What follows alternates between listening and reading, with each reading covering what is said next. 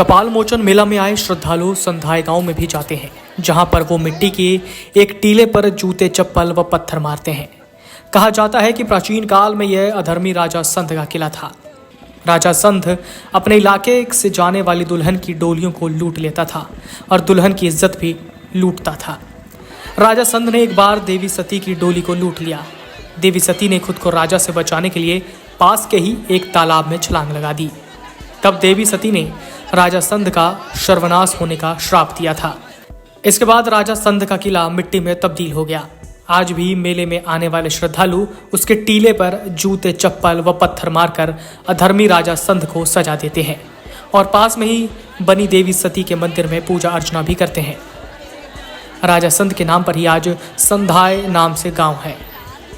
कपाल मोचन मेले में बाबा बंसीवाले का भंडारा आकर्षण का केंद्र रहता है। जो मेला क्षेत्र के शुरुआत में गत 12 वर्षों से क्षत्रिय धर्मशाला में लग रहा है।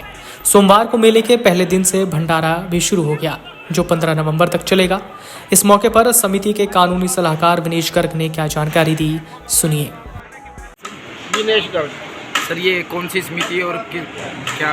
ये बाबा बंसीवाले अन्नपूर्णा आश्रम समिति हरिद्वार। तो सर, ये कब से भंडारा शुरू हुआ और कब से कब तक रहेगा?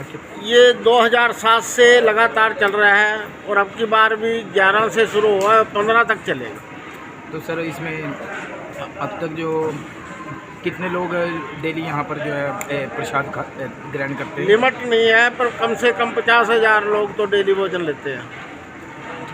तो सर, इसमें जो कितने कारीगर और कितने हलवाई लगे? करीब 100 लोग जो है वो पेड हैं, बाकी सेवादार उससे अलग है।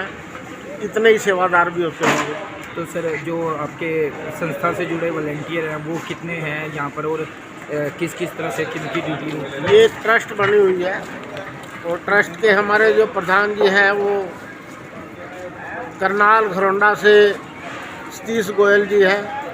वो बहुत ट्रस्ट के ऊपर बहुत ध्यान देते हैं। बाकी हम सभी इसमें ट्रस्ट के मेंबर हैं। सर, भंडारे में क्या क्या बनता है और कितने स्तर पर बनता है? भंडारे में तो आप ये मानो कि क्विंटलों के हिसाब से बनता है यहाँ पे सामान, किलो में तो बनता नहीं। क्या क्या रहता है भोजन में? यहाँ हलवा, प्रसाद, पूड़ी और जिसने कच्ची रोटी खानी है वो रोटी भी है, और बर्फ़ी वगैरह मिष्ठान में इस टाइप की चीज़ें समय समय पर बदलती रहती है। तीर्थराज कपाल मोचन में लगे कदम व बेरी के पेड़ों की आस्था की जड़ें कई प्रदेशों तक फैली है, क्योंकि मान्यता है कि कार्तिक मास में इन पेड़ों पर सूत बांधने से विवाह व संतान सुख मिलते हैं। यही वजह है कि कपाल मोचन मेले में पंजाब व अन्य प्रदेशों से आने वाले श्रद्धालुओं में कदम व बेरी के पेड़ पर सूत बांधना नहीं भूलते। पिछले कई दशक से मेले के दौरान बेरी से बेर तोड़ने के लिए भी होड़ लगी रहती है।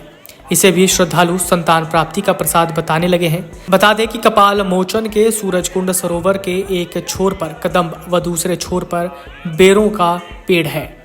इनमें कदम्ब के पेड़ को महाभारत कालीन बताया जाता है। ऐसी मान्यता है कि यही माता कुंती ने तपस्या की और भगवान सूर्य से कर्ण की प्राप्ति की, और तभी से सरोवर का नाम सूरजकुंड है। इसी मान्यता के चलते सरोवर किनारे कदम्ब के पेड़ पर कार्तिक मास में सूत बांध विवाहिताएं संतान प्राप्ति की मन्नत मांगती हैं। फिर मन्नत पूरी होने पर सूत खोली जाती है। इसी तरह अन्य मान्यता के अनुसार कदम्ब के पेड़ पर भगवान श्री कृष्ण बाल्यकाल में लीलाएं करते थे और वो कार्तिक पूर्णिमा के मेले के दौरान पेड़ पर अदृश्य रूप में आकर श्रद्धालुओं की मनोकामनाएं पूरी करते हैं। इसी मान्यता के चलते अविवाहित युवक युवतियां मेले के दौरान कदम्ब के पेड़ पर सूत बांध शीघ्र विवाह की मनोकामना करती हैं। यही मनोकामनाएं सूरजकुंड सरोवर के दूसरे छोर पर बेरी के पेड़ पर सूत बांधने से भी पूरी होने की मान्यता है।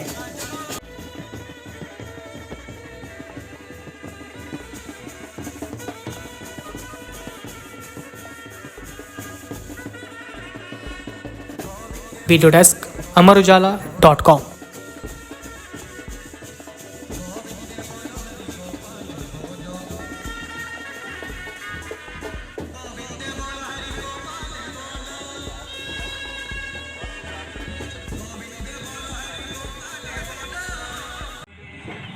राधे राधे। राधे राधे राधे राधे राधे राधे।